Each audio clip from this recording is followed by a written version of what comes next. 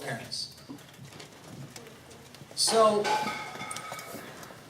as a child, I mentioned that none of my parents were physicians. And so, in becoming a physician, they were not necessarily people that I would go to ask for advice. That being said, both of my parents were extremely hardworking. Both of my parents I was lucky enough that they went to college, and so they could actually, kind of show me how would I do well in school. Another thing is this, is that I would sometimes ask, why are my parents, pushing me so hard? Why are they trying to get me to work so hard? They just want to make me miserable? Is that what it is? Is that what parents, they just want to make you miserable, right? Is that what it is? No. It's because your parents see the potential in you. Your parents know what you can become. Even though you may not. Even though you may not want to see it. You may prefer to hang out with your friends and, watch TV. But your parents see the potential in how great you can become. And that's why they push you, if they do. That's why they push you. It's because they see the potential. I see the potential in all of you. So, if you're in the situation where, your parents are telling you to do your homework, make sure that you get all of your necessary books ahead of time, make sure that you read all the assignments, it's not because they're trying to make your life miserable. It's because they see the potential in you. They know how great you can become. They know that you are the future leaders of this community, right? You guys are the next generation. Remember, who is responsible for your success? Who's going to be reaping all of the rewards? It's you. So it's going to be your job to kind of take on that responsibility. And then finally, another question kind of about the role of spirituality in all of this. All right? So many of you may be very spiritual. Some of you may not. But what I would recommend is that when you're thinking about a vision, if you're thinking about a dream that you have, the best way to make sure that this happens is to pray about it. Every single day.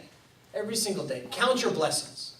How fortunate are you to be here in the United States in a school system that will allow you to excel, to get to the next level. Talk to many high school students here who, seniors in high school, they know they're going to college. All right? And then after college, if they do well in college, they can become doctors, lawyers, you name it. All right? So count your blessings every day. And if you really want something bad enough, pray for it. Meditate on it. Think about it. And the universe will align itself so that you will become successful. If this is something that you want more than anything else, I guarantee you that you will become successful. All right? Every day, we talked about this. You guys are already successful. You guys are so lucky, and you're successful. So don't only count your blessings, but pat yourself on the back. You're doing a great job. Never get down on yourselves. You guys are doing amazing things. Keep it up. All right? Another question was asked about people who have passed college and are now wondering, what's the next step? I've tried to get a job, and the job market is tough, and it seems as if people expect a higher level of education. For certain fields, a lot of the scientific fields, definitely the medical fields, the law profession fields, require higher education. So college, turns out, is no longer enough. You got to get some sort of graduate degree. For engineering, it can be sometimes a master's degree. For other specialties, health career professionals, social workers, things of that nature, still need to get a master's degree. So once you've actually finished your undergraduate degree, we talked about this a little while ago, go find somebody who has achieved that level of success. Ask them what they did, and chances are what you'll find is they actually had to get a graduate degree. All right? What you tend to see, and they have published studies, if you look at the salaries that individuals make, and as you see the salary line rise and rise and rise, what does it correlate with? What does it go along with? The amount of education. All right? And that's just the truth. And of course there's going to be people out there who never went to college. You're going to hear these stories about who became wildly successful. But by and large, the people who are the most successful are the people who had the most education. It's the people who had the most education. And I think that some of you may out there be aspiring LeBron James and Kobe Bryant's.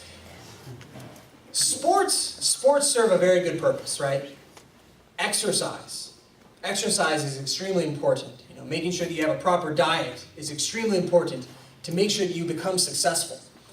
But to actually put all of your eggs in that one basket where 0.5% of the people become successful, whereas the individuals who go to college, study hard, you have close to 100% of those people becoming successful and reaching their goals. Which eggs would you put your basket in if you had a choice? You would put your eggs in the basket where it's close to 100% will be successful. Okay? And so that's important. So it's okay to love to play sports. I love to play sports. Staying healthy is extremely important. Eating a proper diet is extremely important.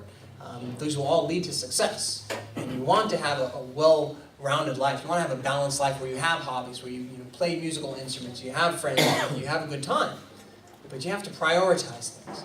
And I guarantee you that if you study hard to do all the things that we talked about, you will become successful. Great. Any other questions? Yeah, question. What major did you have in college? Very good question. So the question was, what was my major in college? So this is actually an interesting story.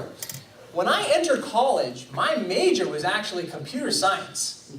How did that happen? My dad was a computer engineer. And he said, oh, you really should go into, engineering, computer science. That's where, the field is, that's growing. I don't know. He himself said, I know you want to become a doctor, but, let's just, just as a backup plan, let's make you a computer science major. And I went along with it for a while, but then I came to this realization is that this is what I want to do. I want to become a physician. There's nothing else. There's nothing else that I want to become, and I don't even want to play it safe. I want to go all in. I had that vision. I had that realization that that's what I wanted to do. And I don't care what anybody said. That's what I want to do. And so I changed my major from computer science to actually molecular biology.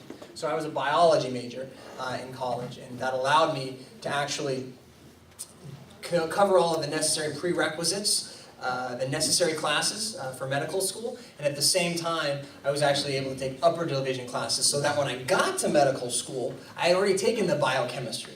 I had already taken the molecular biology. So when I got into medical school, we had to do these classes again, and so they were a review. There were many students who went to medical school who actually were art majors and liberal arts majors, and were not necessarily science majors, and so they had to do biochemistry for the first time.